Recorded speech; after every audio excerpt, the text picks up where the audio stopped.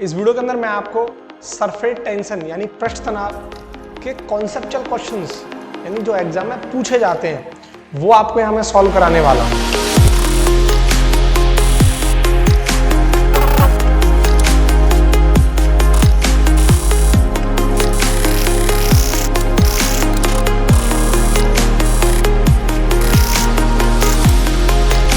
अब देखो सबसे पहला question, with rise in the temperature the surface tension of a liquid is option A increase, option B decrease और option C does not change और option D change erratically।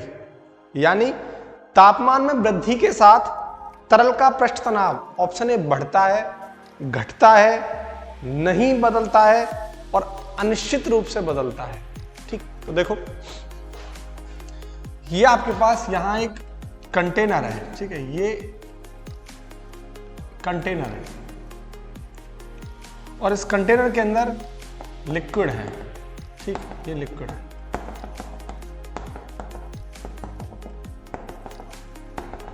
ये liquid है। ठीक, इसके अंदर क्या है? लिक्विड।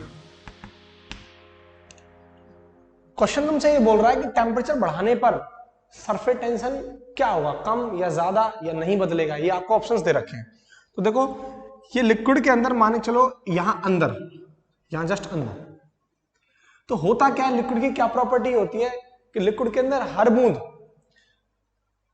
अपनी तरफ एक दूसरे को अट्रैक्ट करती है।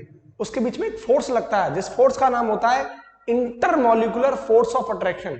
यानी हर बूंद एक दूसरी बूंद को अपनी तरफ अट्रैक्ट करती है, आकर्षित करती है और उस फोर्स को बोलते हैं इंटरमॉलिक्यूलर फोर्स ऑफ अट्रैक्शन।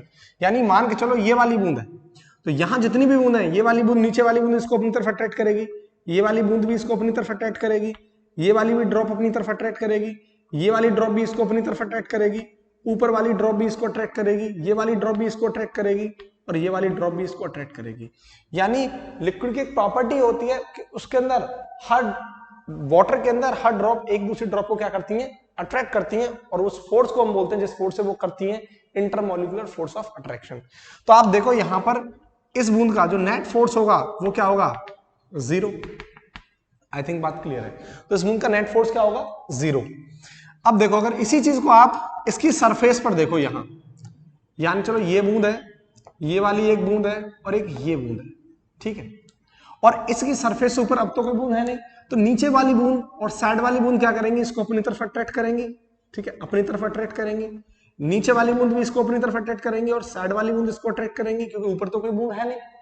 तो ठीक इसी तरीके से ये बूंद भी अट्रैक्ट करेगी। तो आप देखो ऊपर वाली जो परत है वो किस तरीके से अपना रूप बना लेगी? वो इस तरीके से नीचे की तरफ आ जाएगी। ये वाला केस बन जाएगा, ये वाला केस। यानी ऊपर वाली बूंद को नीचे वाली बूंद क्या करेंगी? अपनी तरफ अट्रैक्ट करेंगे। ये वाला केस आ जाएगा। तो हुआ क्या है, सरफेस टेंशन एक लिक्विड की प्रॉपर्टी होती है। वो क्या करता है कि अपने लिक्विड का साइज कम करता है, उसका एरिया, यानी उसका एरिया क्या करता है? डिक्रीज करता है। ये उसकी प्रॉपर्टी होती है। और एरिया डिक्रीज करता है तो उसके बीच में होता क्या है, जो मॉलिक्यूल्स हैं वो क्लोजली पैक हो जाते हैं। यानी उनके बीच में मॉलिक्यूल के बीच में जो फोर्स ऑफ अट्रैक्शन होता है वो बहुत ज्यादा हो जाता है। दोबारा सुनो, सरफेस टेंशन की एक प्रॉपर्टी होती है कि वो हमेशा उसके एरिया को कम करता है। ठीक है, और एरिया को कम करने का मतलब क्या है? वो बूंद जो है और क्लोजली पैक हो जाती है, उनके बीच में लगने वाला फोर्स बहुत स्ट्रांग हो जाता है। ठीक है, तो इस केस में सरफेस टेंशन प्रोड्यूस हुआ। अब मान के चलो आपने टेम्परेचर बढ़ा दिया, तो जो एरिया जो है बूंदों का जो आपस में क्लोजली पैक हुई है सरफेस टेंशन की वजह से, तो यहां इस केस में अगर टेम्परेचर आप बढ़ा देंगे तो इनकी दोनों बूंदों के बीच में क्या आ जाएगा? गैप आ जाएगा, ब्रेक हो जाएगा, तो एरिया क्या हो जाएगा? बढ़ जाएगा। और इस केस में ये जो मेम्ब्रेन आपको दिख रही है, जो ठीक है, जो स्ट्रेच मेम्ब्रेन की तरह काम कर रही है, ये अपनी जगह पे दोबारा से क्या हो जाएगी? पहुंच जाएगी। यानी उनके बीच में लगने वाला जो फोर्स है, मॉलिक्यूल्स का जो फोर्स लग रहा है, वो बहुत कमजोर हो जाएगा। मॉलिक्यूल देखो, ये मॉलिक्यूल जो क्लोजली पैक थे ये टूट जाएंगे जब टेम्परेचर आप बढ़ाओगे। यहां जो मॉलिक्यूल्स हैं आपस में टूट जाएंगे, तो जैसे ये आया था वैसे क्या करेगा? अपनी जगह पे वापस लौट जाएगा। तो टेम्परेचर बढ़ाने से क्या होता है? सरफेस टेंशन डिक्रीज होता है, कम होता है। आई थिंक ये बात तुम्हें समझ में आ गई होगी। ठीक है, इस क्वेश्चन को नोट करो, इसके बाद आपको फिर मैं सेकंड कराता हूं। अब देखो नेक्स्ट क्वेश्चन। क्वेश्चन बोल रहा है कि the surface tension of a liquid at the boiling point is, यानी क्वथनांक पर किसी द्रव का पृष्ठ तनाव होता है। Option A 0, negative, infinite, none of the above. यानी बॉइलिंग पॉइंट पर यानी क्वथनांक पर सरफेस टेंशन कितना होता है, ये हमसे निकलवा रहा है। देखो ये कंटेनर है और इसके अंदर लिक्विड है। ठीक है, बॉइलिंग पॉइंट का मतलब क्या है? बॉइलिंग पॉइंट का मतलब है कि इसके अंदर क्या है, टेम्परेचर बढ़ा दिया इसका, और टेम्परेचर अगर यहां बढ़ गया है तो इस केस में जो मॉलिक्यूल्स हैं वाटर के, यानी लिक्विड के, किसी भी लिक्विड के जो मॉलिक्यूल्स हैं उनके बीच में मूवमेंट आ गया, यानी बिल्कुल बॉटम से लेके सरफेस तक, नीचे से लेके ऊपर तक, उनके मॉलिक्यूल्स के बीच में क्या है, वो रैंडमली ओरिएंट हो रहे हैं। रैंडमली ओरिएंट का मतलब क्या, वो इधर से उधर भाग रहे हैं, मूवमेंट आ गया उनके अंदर। ठीक है, अगर उनके अंदर मूवमेंट आ गया है तो किसी भी मॉलिक्यूल्स के अंदर कोई भी फोर्स नहीं लग रहा होगा, क्योंकि टेम्परेचर बढ़ा दिया, बॉइलिंग पॉइंट बढ़ा दिया। तो इन दोनों मॉलिक्यूल्स के बीच में इन दोनों मॉलिक्यूल्स के बीच में कोई भी फोर्स नहीं होगा, यानी जो फोर्स लगता है इंटरमॉलिक्यूलर फोर्स ऑफ अट्रैक्शन, जब इंटरमॉलिक्यूलर फोर्स ऑफ अट्रैक्शन ही नहीं होगा तो इस केस में सरफेस टेंशन कितना हो जाएगा, 0। यानी इस केस में पृष्ठ तनाव कितना हो जाएगा, 0। क्लियर? तो ये चीज आप नोट करो। अब देखो, अब मैं आपको एक कॉन्सेप्ट सिखाना चाहता हूं ताकि आप इसके बाद जितने भी क्वेश्चन मैं कराऊं उनको इजिली हिट कर दो। ठीक है, तो इस एक कॉन्सेप्ट में से बहुत सारे क्वेश्चन बनेंगे। तो कॉन्सेप्ट क्या है कि अगर आपके पास एक कंटेनर है और उस कंटेनर के अंदर लिक्विड फिल है, लिक्विड भरा हुआ है, और उसके अंदर मैंने एक ट्यूब डाल दी, पतली ट्यूब, जिसको कैपिलरी बोलते हैं, कैपिलरी, है ना, और उसकी हाइट कितनी है, h। तो ये कैपिलरी का मतलब तुम जानते हो, जैसे अर्थ है, अर्थ पर हमने पानी डाल दिया तो अर्थ उस पानी को सोख लेती है, किसकी वजह से, इस कैपिलरिटी की वजह से। उसमें छोटी छोटी कैपिलरिटीज होती हैं जो कि वाटर को सोख लेती हैं। या हम जब दिया जलाते हैं तो रुई के अंदर लिक्विड ऊपर की तरफ चला जाता है, तो उस केस में भी वो किसकी वजह से, कैपिलरी की वजह से होता है। तो कैपिलरी के अंदर, कैपिलरी की एक प्रॉपर्टी होती है, फिनोमिना होता है, जिसके अंदर लिक्विड राइज या डाउन होता है। ठीक है, तो ये आपका कंटेनर है, कंटेनर के अंदर लिक्विड है और इस कैपिलरी डली हुई है इसके अंदर, ये ट्यूब जिसकी हाइट h है। तो यहां जो फॉर्मूला होता है वो ये होता है 2t cos theta upon rho R G. Theta यहां पे क्या होता है, ये एंगल ऑफ कॉन्टैक्ट होता है, स्पर्श कोण। टी क्या होता है, सरफेस टेंशन, पृष्ठ तनाव। आर क्या होता है, इस कैपिलरी ट्यूब की रेडियस यानी त्रिज्या। और रो क्या होता है, इस लिक्विड की, जो भी लिक्विड है इसके अंदर, उसकी डेंसिटी यानी घनत्व। और जी क्या होता है, acceleration due to gravity, that is 9.8 metre per second square. Clear? तो यहां से आप कॉन्सेप्ट देखो जो मैं आपको सिखाना चाहता हूं। पहला कॉन्सेप्ट क्या है, केस फर्स्ट।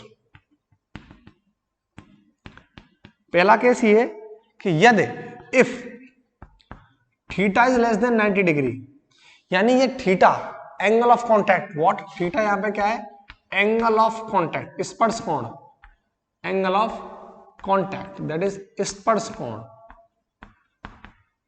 तो अगर ये स्पर्श कोण 90 से छोटा है, उस केस में हाइट कैपिलरी ट्यूब की, उसके अंदर जो लिक्विड है वो ऊपर की तरफ जाएगा या नीचे जाएगा, या उसकी मेनिस्कस कैसी होगी, इस टाइप के बहुत सारे क्वेश्चन बनते हैं। देखो, तो अगर थीटा लेस देन 90 होगा तो इस केस में इसको हम क्या बोलते हैं, एक्यूट एंगल। क्या बोलते हैं इसको, एक्यूट एंगल। ठीक है, क्या बोलते हैं इसको, एक्यूट एंगल, यानी न्यूनन कोण, हिंदी में बोलते हैं इसको न्यूनन कोण। तो पहली बात देखो, अगर 90 से छोटा है यानी 0, 30, 45, 60, तो कॉस की वैल्यू कैसी होती है, पॉजिटिव। अगर कॉस की वैल्यू पॉजिटिव है तो हाइट भी क्या होगी, पॉजिटिव। मतलब ये हुआ कि इस केस में कॉस थीटा कैसा होता है, पॉजिटिव। तो हाइट कैसी होगी, पॉजिटिव। अब हाइट पॉजिटिव होने का मतलब क्या है, हाइट पॉजिटिव होने का मतलब है कि इस कैपिलरी के अंदर, यानी ये जो कैपिलरी है, ये वाली कैपिलरी, इसके अंदर लिक्विड ऊपर की तरफ जा रहा है। हाइट पॉजिटिव होने का मतलब क्या है, इसमें लिक्विड ऊपर की तरफ जा रहा है, यानी लिक्विड क्या हो रहा है, लिक्विड राइज हो रहा है, ऊपर की तरफ जा रहा है। पहली बात तो ये समझ में आनी चाहिए। क्लियर? तो अगर थीटा आपका 90 से छोटा है तो उस केस में आपका cos थीटा पॉजिटिव होगा, हाइट पॉजिटिव होगी, और हाइट पॉजिटिव होने का मतलब क्या है कि लिक्विड कहां जा रहा है, ऊपर की तरफ। इस केस में जो मेनिस्कस बनती है, ठीक है ना, मेनिस्कस, वो कैसी बनती है, वो ये बनती है आपकी इस टाइप की, ठीक है। इस मेनिस्कस को बोलते हैं कॉनकेव मेनिस्कस। क्या बोलते हैं, कॉनकेव, यानी अवतल। तो बहुत बहुत इंपॉर्टेंट कंडीशन, इस केस में मेनिस्कस कैसी बनती है, कॉनकेव, दैट इज अवतल। ये आपके कॉन्सेप्ट में से बहुत सारे क्वेश्चन बन गए। अगर इसी केस में मैं आपको केस सेकंड बताऊं, केस सेकंड, अगर आपका theta, if theta is greater than 90 degree, अगर एंगल थीटा 90 से बड़ा हो, एंगल ऑफ कॉन्टैक्ट 90 से बड़ा हो, उस केस में आपकी कॉस की वैल्यू कैसी होगी, नेगेटिव, यानी 90 से ज्यादा होगा तो एंगल कैसा होगा, नेगेटिव। अगर ये नेगेटिव होगा कॉस थीटा, तो हाइट भी कैसी होगी, नेगेटिव। तो पहली बात तो अगर थीटा 90 डिग्री से बड़ा होता है तो इसे बोलते हैं ऑब्ट्यूस एंगल। क्या बोलते हैं, ऑब्ट्यूस एंगल, यानी अधिक कोण, ठीक है। और इस केस में cos थीटा कैसा होगा, नेगेटिव। अगर cos थीटा नेगेटिव होगा तो हाइट क्या होगी, नेगेटिव। और हाइट नेगेटिव होने का मतलब क्या है कि लिक्विड कहां आ रहा है, नीचे की तरफ आ रहा है, यानी इस कैपिलरी के अंदर अब लिक्विड कहां आ रहा है, नीचे की तरफ आता जा रहा है, ठीक है। तो यहां हम बोलेंगे लिक्विड क्या हो रहा है, फॉल हो रहा है, गिर रहा है नीचे की तरफ, तो लिक्विड फॉल होगा, पहली बात। तो वो यहां जो लेयर बनती है वो इस तरीके की बन जाती है, इस तरीके की, ठीक है। ये मेनिस्कस जो होती है वो ये होती है, और ये क्या होती है, कॉन्वेक्स मेनिस्कस। इसे क्या बोलते हैं, convex meniscus, convex meniscus, that is उत्तल, ठीक है। तो ये बात आपको समझ में आ रही होगी। और यहां से जो एंगल बनेगा वो ये होगा आपका, this is angle of contact theta. तो इस केस में थीटा 90 से आपका बड़ा है, और इस केस में जो आपका एंगल होगा, एंगल ऑफ कॉन्टैक्ट, वो ये होगा, और वो क्या है आपका 90 से छोटा। यानी इस केस में आपका एंगल क्या है, ये आपका 90 से छोटा है, और इस केस में एंगल क्या है, 90 से बड़ा। इस केस में मेनिस्कस कैसी है, कॉन्वेक्स, इस केस में मेनिस्कस कैसी है, कॉनकेव। ये बातें क्लियर है। अब देखो तीसरा केस, और केस थर्ड, अगर एंगल आपका, इफ ये एंगल ऑफ कॉन्टैक्ट 90 डिग्री के बराबर हो, तो cos 90 की वैल्यू कैसी होती है, 0। तो ये पूरा सिस्टम क्या हो जाएगा, 0। यानी हाइट इस केस में क्या हो जाएगी, 0। हाइट 0 होने का मतलब क्या है, न तो लिक्विड कैपिलरी में ऊपर जाएगा, राइज होगा, न फॉल होगा, वो एकदम प्लेन रहेगा, ठीक है। ये चीज आपको समझ में आ गई होगी। अब आप देखो इस पैटर्न पर क्वेश्चन देखो मेरे आप, ठीक है। तो सबसे पहला क्वेश्चन है, सबसे पहला क्वेश्चन बोल रहा है कि due to capillary action liquid will rise in the tube if the angle of contact, acute angle, obtuse angle, right angle, इनमें से कोई नहीं। यानी केशकत्व के कारण द्रव नली में चढ़ेगा यदि स्पर्श कोण न्यून कोण हो, अधिक कोण हो, सम कोण हो, और इनमें से कोई नहीं। अब आप बताओ, ऊपर की तरफ चढ़ेगा, तो ऊपर की तरफ चढ़ने का मतलब क्या है, एक्यूट एंगल। तो आपका आंसर क्या होगा, न्यून कोण। क्लियर है। तो आपको सोचना कैसे, इसका आंसर कैसे देना है कि ऊपर की तरफ चढ़ेगा यानी हाइट पॉजिटिव। इस क्वेश्चन को हिट करने का तरीका आपको कैसे सोचना है कि ऊपर की तरफ चढ़ने का मतलब क्या है, हाइट पॉजिटिव। और हाइट पॉजिटिव कब रहेगी, ये एंगल 90 से क्या होगा, छोटा। अगर एंगल 90 से छोटा होगा तो उस केस में क्या है, उसे क्या बोलेंगे हम, न्यून कोण, दैट इज एक्यूट एंगल, ठीक है। अब देखो नेक्स्ट क्वेश्चन, इसी पर अगला क्वेश्चन है कि if a liquid does not wet the surface of a solid the angle of contact between them will be. यानी यदि कोई द्रव किसी ठोस के पृष्ठ को गीला नहीं करता है तो उसके बीच स्पर्श कोण होगा 0 डिग्री, एक्यूट एंगल यानी न्यूनन कोण, ऑप्शन सी 45 डिग्री, और ऑप्शन डी ऑब्ट्यूस एंगल यानी अधिक कोण। यानी कोई भी लिक्विड ग्लास के, यानी कोई भी लिक्विड जो है, कोई भी लिक्विड इस ग्लास ट्यूब को गीला नहीं कर रहा है, तो मरकरी के केस में होता है। क्या होता है? ऐसा मरकरी के केस में होता है। और मरकरी के केस में जो एंगल बनता है वो कितना बनता है? 138 डिग्री। क्लियर है? 138 डिग्री। यानी ग्लास और मरकरी के बीच का जो एंगल होता है वो 138 डिग्री होता है। तो आप बताओ 138 डिग्री है तो थीटा क्या हुआ? ये 90 से बड़ा। अगर ये 90 से बड़ा हुआ तो कंडीशन कौन सी आ गई? ये। तो आपका आंसर क्या होगा? अधिक कोण, यानी ऑब्ट्यूज एंगल। अब आप देख रहे हैं इजिली आप क्वेश्चन हिट कर पा रहे हैं सारे। ठीक है, तो इसका आंसर क्या है? ऑप्शन डी, अधिक कोण यानी ऑब्ट्यूज एंगल। अगला क्वेश्चन देखो आप, there is a dip in the capillary tube when the angle of contact theta is, यानी कोशिका ट्यूब में एक डुबकी हुई होती है जब स्पर्श कोण आपका थीटा बराबर 90 डिग्री होगा, थीटा बराबर 0 डिग्री और थीटा ग्रेटर देन 90 डिग्री और theta is less than 90 degree but not 0। ठीक है, यानी लेकिन शून्य नहीं। इस क्वेश्चन को समझो आप। क्वेश्चन ये बोल रहा है कि अगर आपने किसी लिक्विड के अंदर कैपिलरी ट्यूब को डुबो दिया है, ना तो लिक्विड ऊपर जा रहा है, ना लिक्विड ना तो राइज हो रहा है, ना नीचे आ रहा है, फॉल हो रहा है, तो उस केस में एंगल क्या रहेगा? बिल्कुल प्लेन रहेगा। तो थीटा कितना होगा उस केस में? 90 डिग्री।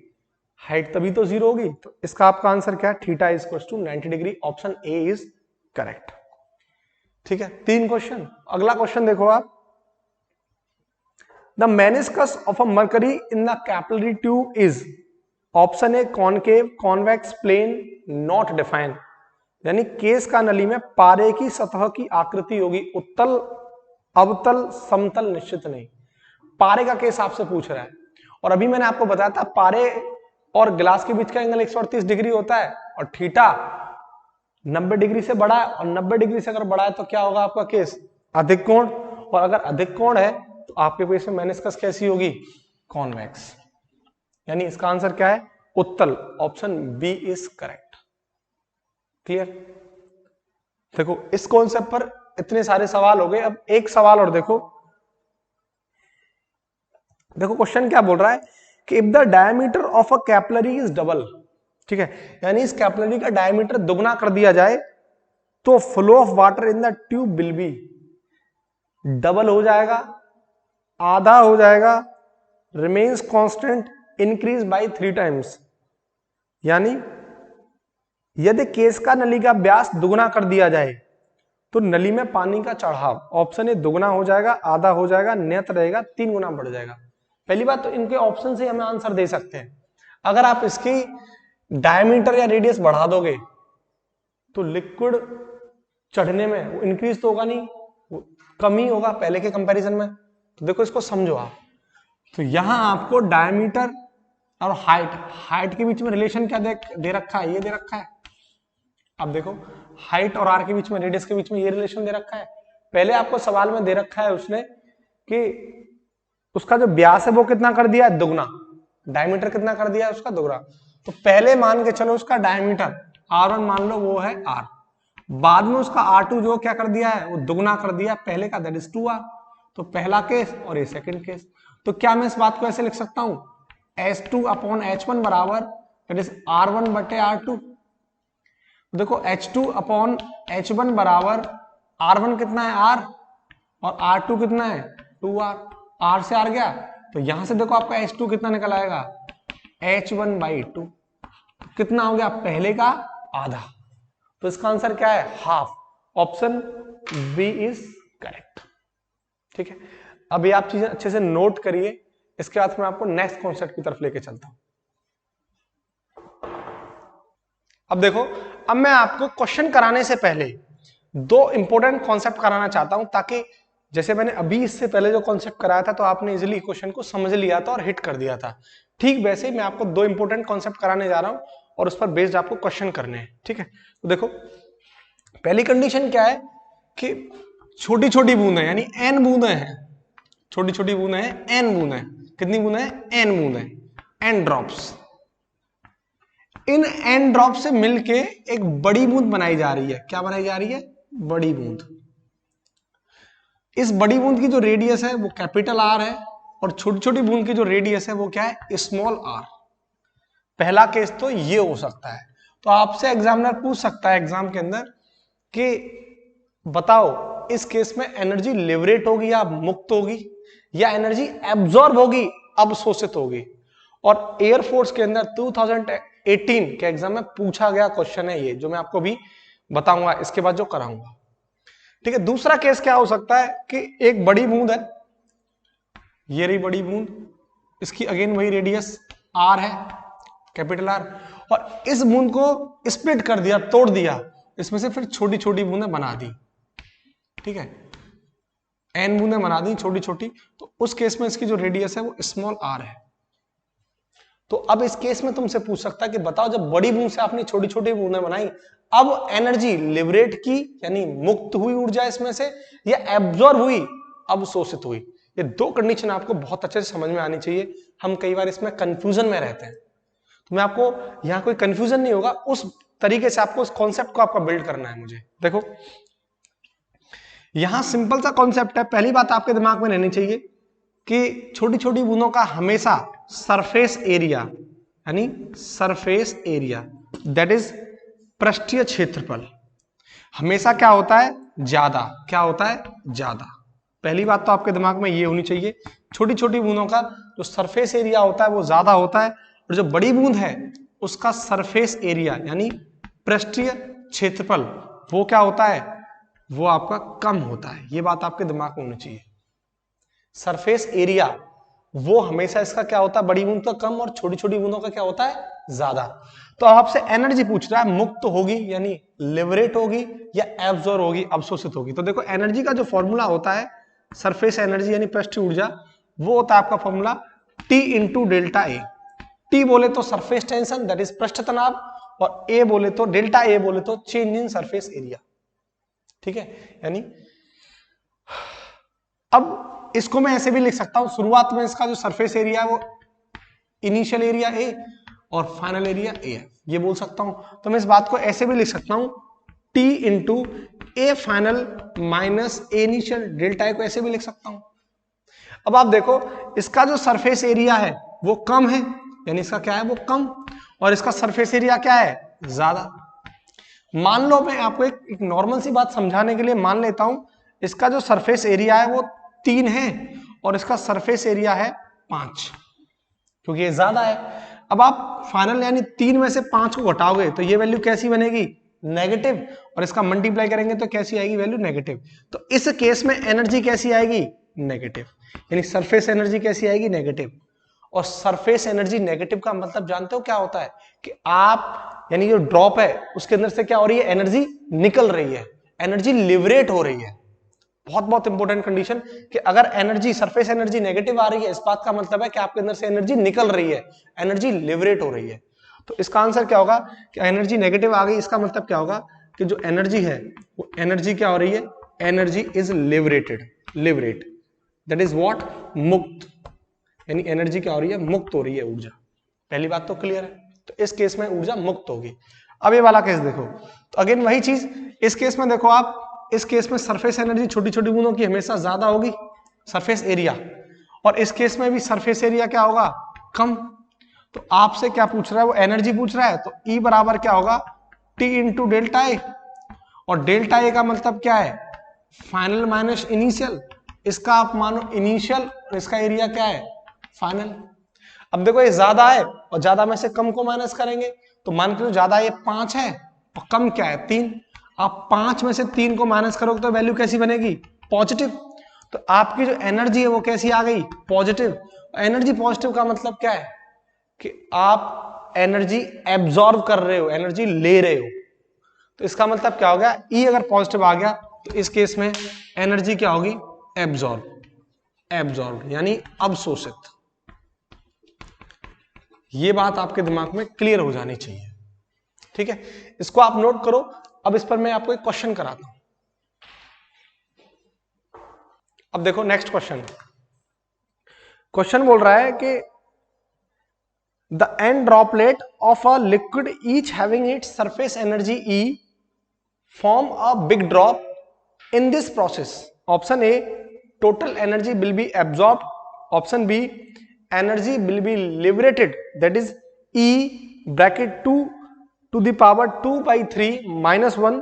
और option C, energy absorb will be that is E bracket n minus n to the power 2/3, और option D energy will be liberated that is E bracket n minus n to the power 2/3। यानी एक द्रव की n बूंदें जिनमें प्रत्येक की पृष्ठीय ऊर्जा E है तो मिलकर एक बड़ी बूंद बनाती हैं इस प्रक्रिया में। ऑप्शन आपके सामने है। देखो सवाल के अंदर आपसे बोल रहा है कि n बूंदें यानी छोटी छोटी बूंदें हैं, n बूंदें, ठीक है, ये n बूंदें हैं छोटी छोटी, इन n बूंदों से मिलकर, n ड्रॉप से मिलकर एक बड़ी बूंद बनाई जाती है। तो इस केस में अभी मैंने आपको बताया था छोटी छोटी बूंदों से जब बड़ी बूंद बनाते हैं तो उस केस में एनर्जी लिबरेट होती है, क्योंकि इसका सरफेस एरिया क्या होगा, कम, और कम में से आप ज्यादा को माइनस करेंगे, इस कम में से आप ज्यादा को माइनस करेंगे तो वैल्यू नेगेटिव आएगी। एनर्जी नेगेटिव आने का मतलब क्या, एनर्जी लिबरेट होगी। तो इसमें आपका ऑप्शन देखो, एनर्जी लिबरेट वाले दो ऑप्शन है, एक ऑप्शन बी है और एक ऑप्शन आपका डी है, लेकिन अंतर क्या आ रहा है, एक चीज उसने दी है E to the power 2/3 minus 1 और एक में है n minus n to the power 2/3। ये बहुत इंपॉर्टेंट क्वेश्चन है, ये एयरफोर्स के एग्जाम में पूछा जा चुका है 2018 में। देखो अगर इसमें ये डाटा ना गिवन होता तो हम समझ सकते थे कि एनर्जी लिबरेट होगी और हमारा काम खत्म था, लेकिन इस डाटा की वजह से हमें क्वेश्चन और सॉल्व करना पड़ेगा। अब आप देखो, मान के चलो छोटी छोटी बूंदें हैं, इनकी रेडियस स्मॉल r है और इस केस में कैपिटल रेडियस इसकी क्या है, r, बड़ी बूंद की।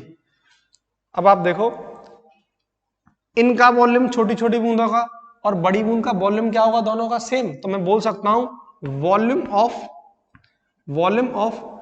n small drops, n small drops यानी n छोटी छोटी बूंदों का आयतन बराबर होगा वॉल्यूम ऑफ बिगर ड्रॉप, यानी बड़ी बूंद के आयतन के बराबर, और इसका आयतन क्या होगा 4/3 पाई आर क्यूब। कितनी बूंदें हैं, n बूंदें, n का मल्टीप्लाई कर दो और ये क्या हो जाएगा 4/3 पाई आर क्यूब, कितनी बूंद, 1।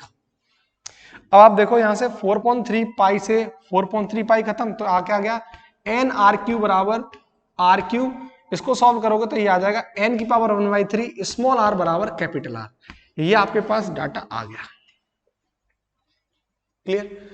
अब यहां से आप देखो शुरुआत में इसकी कुछ पृष्ठीय ऊर्जा रही होगी EI और इसकी भी एनर्जी रही होगी फाइनल, शुरुआत में EI है फाइनल, ठीक है, और हमारे पास EI कितना निकल के आ जाएगा, ठीक है, EI देखो दैट इज EI।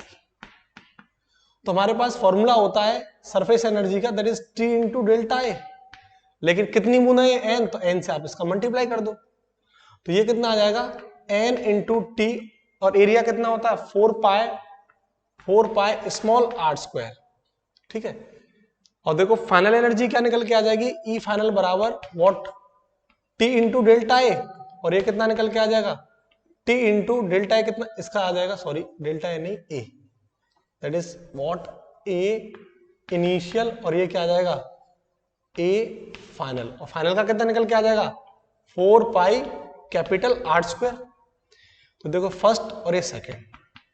अब आपको कितनी एनर्जी कम या ज्यादा हुई आप निकाल दो, तो डेल्टा ई निकाल दो आप, E initial minus E final. अब आप देखो यहां से डेल्टा E बराबर E इनिशियल का डाटा कितना है n into T 4 pi small r square minus final का कितना है T into 4 pi capital R square. अब आप देखो बड़ी R बराबर क्या है n की पावर 1/3 इंटू R, और इसका क्या करना है होल स्क्वायर, तो ये क्या हो जाएगा n की पावर 2/3 इंटू R स्क्वायर, तो ये हो जाएगा n की पावर 2/3 इंटू स्मॉल r स्क्वायर, ये निकल के आ गया।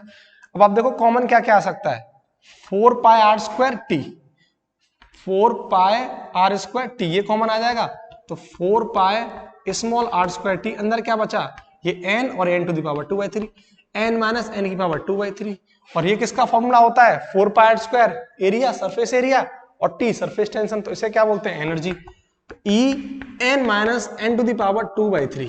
अब आपके सामने कंडीशन क्लियर है कि एनर्जी इस केस में क्या होगी, लिबरेट होगी, जब छोटी से बड़ी बूंद बना रहे हैं वो कितनी होगी E n minus n to the power 2/3।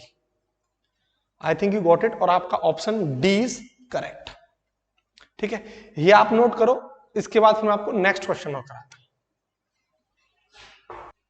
अब देखो नेक्स्ट क्वेश्चन, क्वेश्चन बोल रहा है कि 1 drop of a liquid of radius r is divided into 8 equal sized droplet.